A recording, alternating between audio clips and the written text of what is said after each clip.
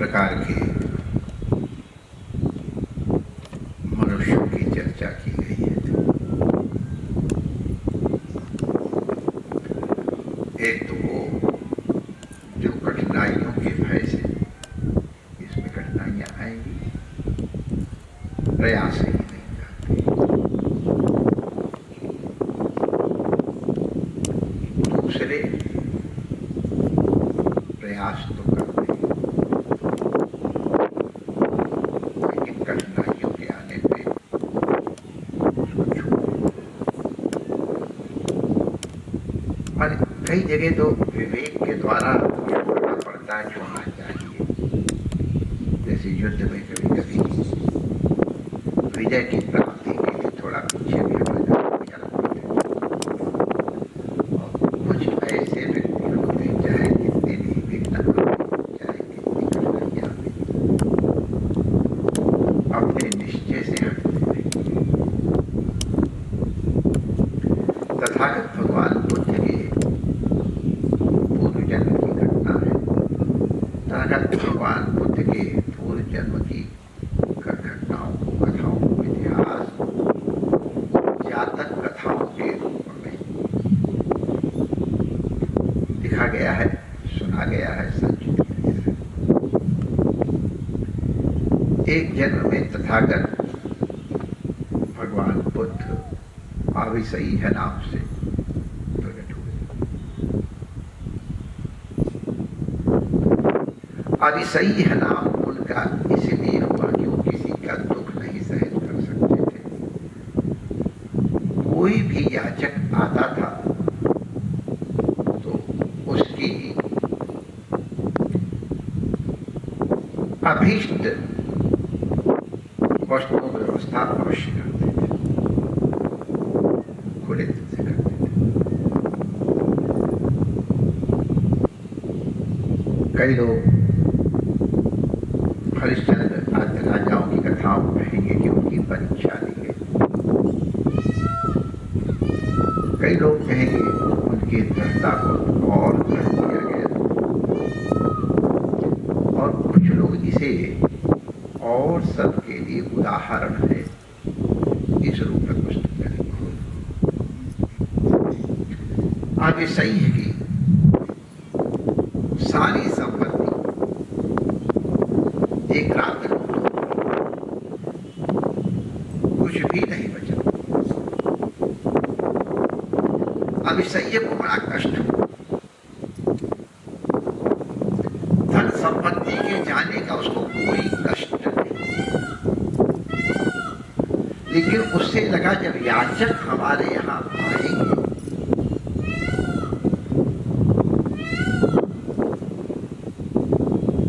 हमसे अपेक्षा करेंगे, उनको हमारे यहां से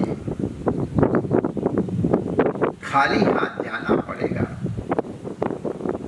ये कष्ट था और महान कष्ट था। लेकिन उन्होंने देखा कि उनकी संपत्ति सब तो चली गई है, लेकिन एक हंसिया और एक रस्सी ये बची। बस हो गया काम। इतना बड़ा धनी वो जंगल में जाकर के घास काटने लग गया और घास काट करके इकट्ठा करके ला के शाम को बेच दिया। उससे जो पैसा मिले उससे जो याचक लोग आते थे उनको संतुष्ट करता था। यदि कुछ अवशिष्ट रहा तो स्वयं भी स्वीकार कर लेता था, कभी कभी नहीं भी मिलता। ऐसे अभी भी लोग हैं। हमारे एक संत थे, वो रिक्शा चला करके पैसा ला के संतों सेवा करते। एक अमृतसर में बोरी वाले महाराज हुए हैं, उनके दर्शन किए। वो बोरी उठाया करते थे, बोरी उठा करके जो पैसा आता था उससे संतों की सेवा करते। अब सही है,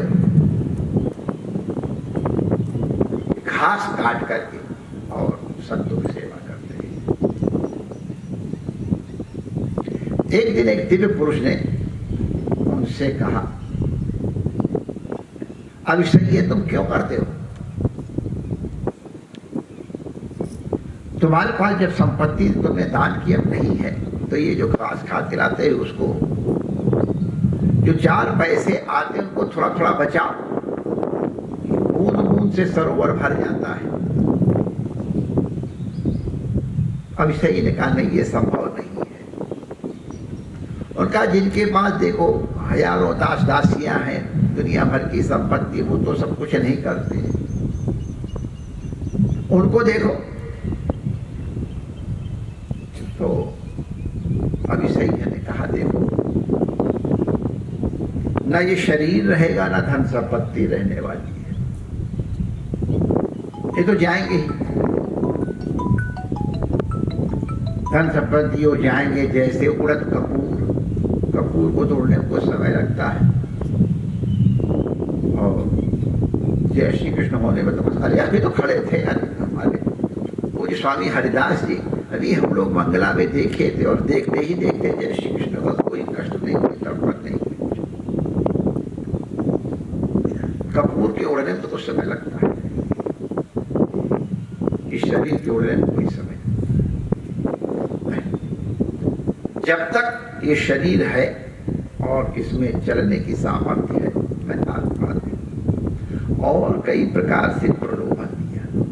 देखो इस तरह का प्रलोभन कोई दिव्य व्यक्ति दे रहा है कि नहीं दे रहा है। जब हम लोग सत्कर्म करने में लगते हैं तो हमारे अंतःकरण में ही 2 तरह की प्रवृत्तियां हैं, एक आसुरी प्रवृत्ति, आसुरी संपत्ति, एक दैवी प्रवृत्ति, दैवी संपत्ति। तो आसुरी संपत्ति अपनी ओर खींचना चाहती है, और दैवी संपत्ति ऐसी प्रेरणा देना चाहती है। ये रस्सा घसीटा का फार होता रहता है। जो दृढ़ है वो अपने सत्कर्म से नहीं हिलते, धीरात्मा अपने पथ से वो विचलित नहीं, धीरा। बहुत समझाया उस दिव्य ने, लेकिन अभी सही है अपनी बात पर स्थिर रहे। तो वो दिव्य पुरुष प्रकट हो गए, वो इंद्र थे, शक्र। उनमें जहां तक वो शक्र कहा है, शक्र थे। तो शक्र ने कहा मैं तुम्हारी दृढ़ता की परीक्षा ले रहा था, तुम्हारी संपत्ति कहीं गई नहीं, मैंने छिपा रखी थी। हम तुम्हारी इस दृढ़ भावना से अत्यंत प्रसन्न हैं।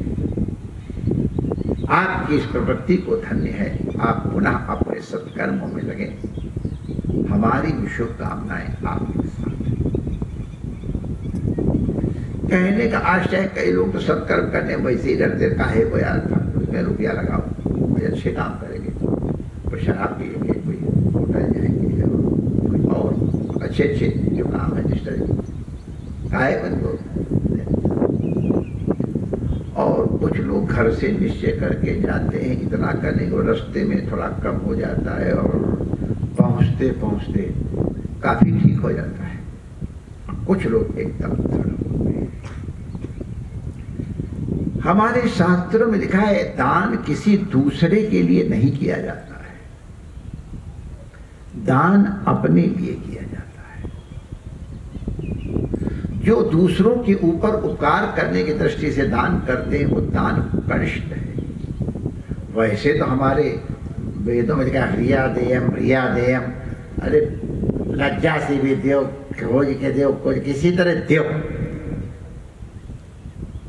ये न केन भी दीने दान कले कल्याण, चाहे ह्रिया देयम ह्रिया देयम, हाँ श्रद्धया देयम अश्रद्धया भी देयम। हाँ श्रद्धा नहीं भी हो तो भी दो, भय से भी दो। तो ये हम अपने कल्याण के लिए करते हैं, अपने खेत बोते हैं। ऐसा भी सोचना एक छोटी सोच है। बड़ी सोच है कि हम प्रभु को देख रहे हैं कि और इनको आवश्यकता है, हमारे पास है, हम इंतजाम कर सकते हैं तो करें। तो इस तरह से वो किया हुआ तो हमारे अंतःकरण को पवित्र करता है, और पवित्र अंतःकरण में प्रभु का अनुग्रह अनुभूत होता है, उनका स्वरूप प्रतिभाषित होता है। ज्ञान मार्गियों के लिए ज्ञान का प्रस्फुटन होता है। तो भाई ये अपनी भावनाओं को दृढ़ रखे, अपने संकल्प को दृढ़ रखे। हमारे संत कहते हैं जब कोई बुरा कर्म करने का मन करे तो कोई न कोई बहाने से टालने की कोशिश करो, और सत्कर्म करने की भावना आए तो तुरंत कर डालो। या ऐसा क्यों करें कि असत कर्म करने की भावना आई, आपने उसको टाल दिया, क्या पता समय बदल जाए, आपकी बुद्धि बदल जाए, परिस्थिति बदल जाए और आप असत कर्म करने से बच जाए। और जब सत्कर्म करने की बात आए तो तुरंत कर दें। हमारे एक बड़े प्रिय आदमी में नाम नहीं लो तो अच्छा रहेगा, वो हमसे एक दिन कह रहे थे, महाराज जब मेरे पास बहुत था, मेरे देने की इच्छा होती थी लेकिन कंजूसी करके मैं नहीं दे पाया, और अब जब वो चला गया तो मैं सोचता उसमें दे ही दिया होता तो अच्छा रहता। अब मैंने कहा माय डियर चिंता न करो, तुम्हारे मन में जो देने की भावना है ना, ये भावना बहुत मुख्य है। आप लोग प्राय बहुत लोग यहाँ हमको जानते हैं उनका नाम। तो ये जो भावना अपनी है, भावना से ही जितने आपके कर्म हैं वो सत्कर्म या असत्कर्म बनते हैं। अपनी भावनाएं पवित्र रखो, गुरु कृपा से सत्संग से विवेक जागृत करो और विवेक पर दृढ़ रहो। आपकी भावनाएं अवश्य सद्भावनाएं रहेंगी और ये सद्भावनाएं आपको अवश्य सद्गति प्रदान करेगी। परमात्मा सबका मंगल करे। जय श्री कृष्ण।